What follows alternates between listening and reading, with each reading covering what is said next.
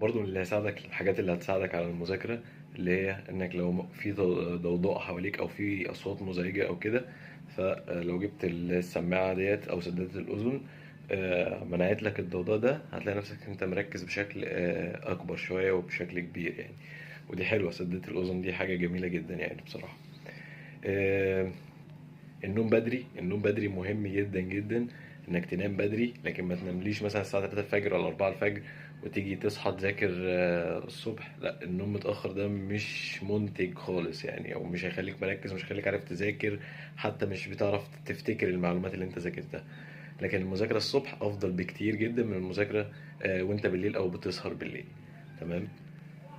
وحلو انك تستخدم السماعه والهاند فري في انك تسمع الحاجات اللي انت ذاكرتها. وحاول كمان انك تقول الحاجات دي بصوتك انت، كأنك بتشرحها لنفسك. الحاجات دي هتساعدك جدا انك تفهم المعلومه اكتر.